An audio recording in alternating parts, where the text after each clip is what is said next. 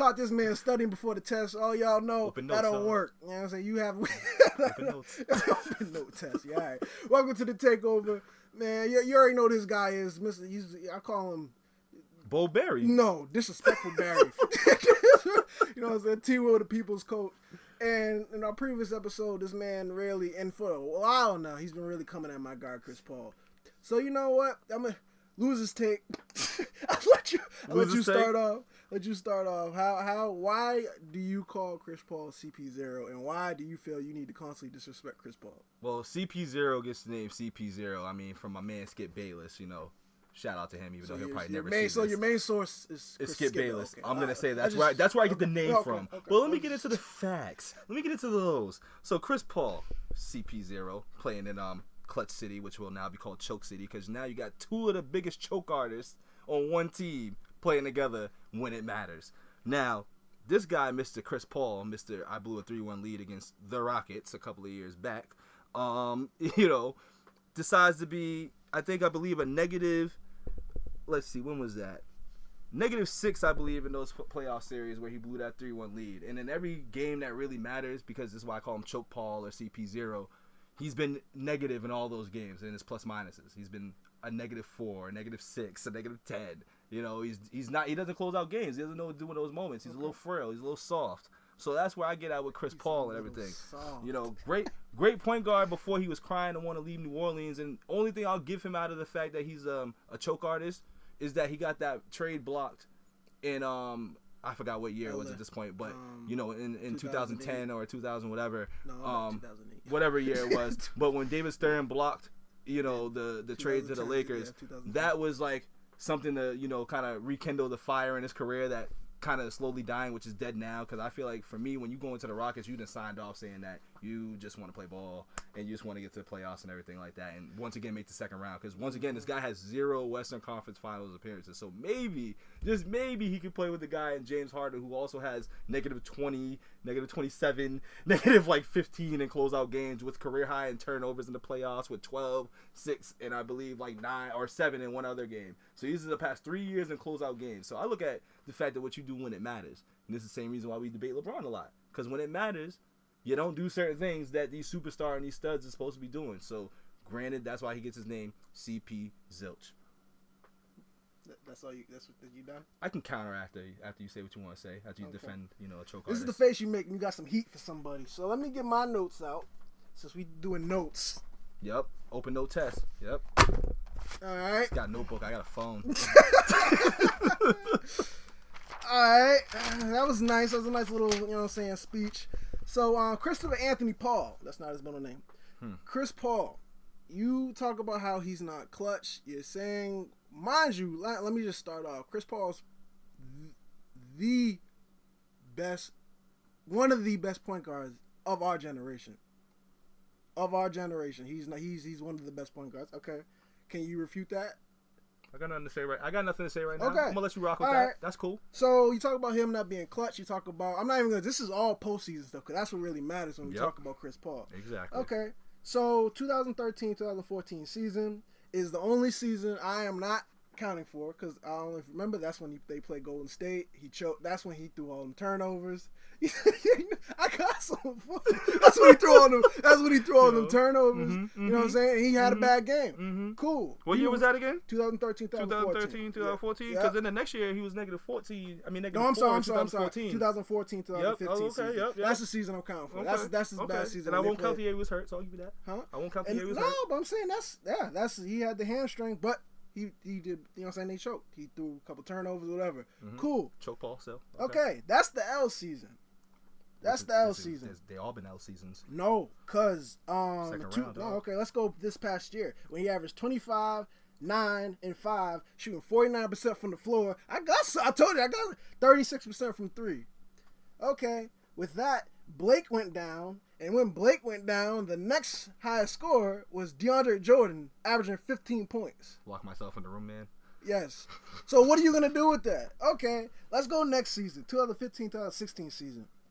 Blake and Chris Paul got hurt. We don't count that season. Asterisk that. You gotta count that one because they both was hurt. But you know why I say you can't asterisk that? Because when people say he's been choking, or you know what I'm saying? When the people accumulate all his years, they count that because it's like, okay, another year when they made the playoffs. But I wouldn't say this though. I think Portland still would have gave him that business if they were still healthy, though, on a low.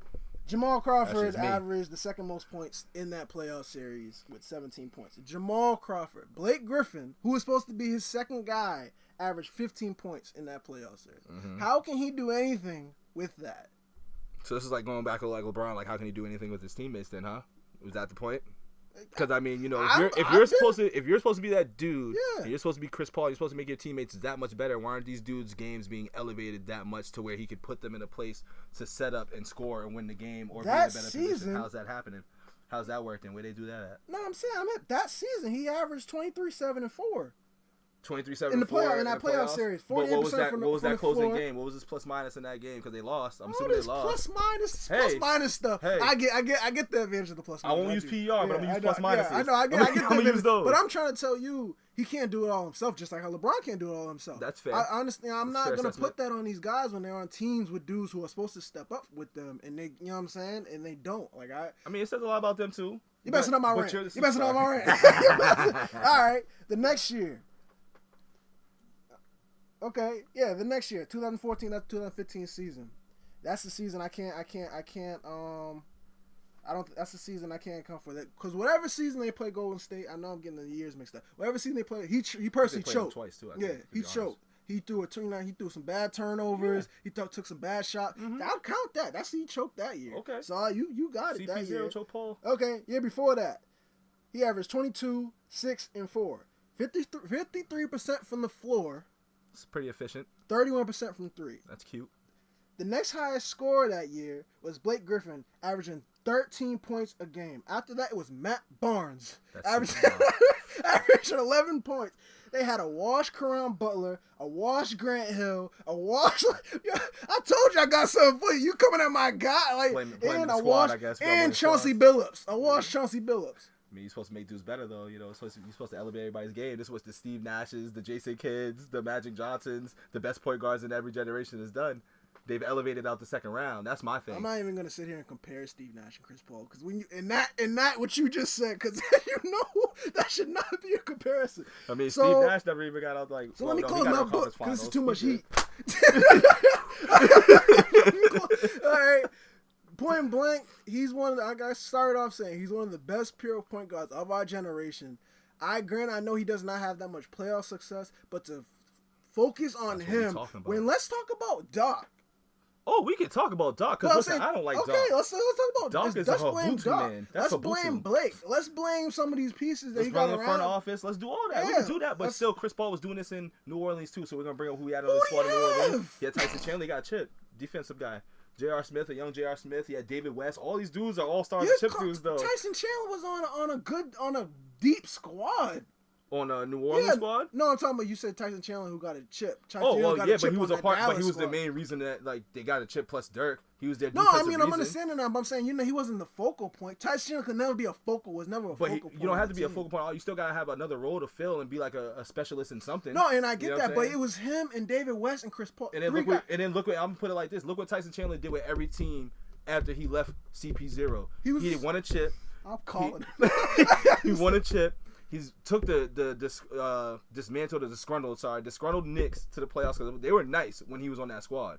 And then he was a locker room issue. Just look at these players. David West went to the Pacers, got them to an Eastern Conference Finals. I mean, granted, Paul George and everybody else, but he had a role and he had good players around because look what the success that these other players had after CP0. I get... Yo, it's like when you say that, it irks me. Hurts like, you, right here. I know, I see it. I'd be like, stick it in there, stick a knife in there. I get it. Like, I'm not discrediting Tyson Chandler and what he brings to a team. I'm not discrediting David West when he was in his prime years.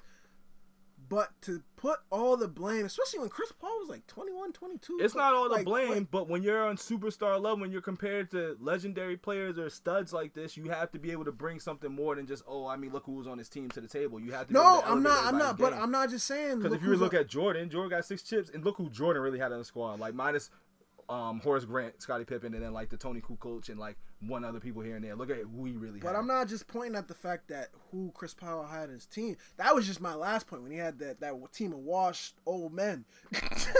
I'm just saying every year past that, dudes who were supposed to step up with him to help get. You can't win. You can't go far on your own. That's real. So Blake Griffin, who's supposed to be a 20-point scorer, he had 15.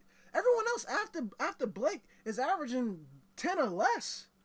And that goes back to Chris Paul. Why you ain't making these dudes better, man? He is. I just said the assists. You know? He was averaging 9, 8, 7 assists a game throughout the playoffs. Like what? Well, I'm just saying a lot of people who look at Chris Paul and look at Carmelo Anthony, to wrap this up, and say, well, Carmelo Anthony, he hasn't had any success. That's Chris Phil's Paul, fault. they got the same success, and I mean the same lack of success. And why is everyone knocking Chris Paul? Not knocking Chris Paul, but letting Carmelo people knock Melo. Trust me. Yeah, I'm saying, but they people say, oh, why are they letting Chris Paul slide when they in the same boat pretty much? Yeah. Like no, because at the end of the day, Chris Paul makes people better. Yep. He can't do it all on his own. But he hasn't done it in the past couple of years in Lob City, which is now Broken Down City.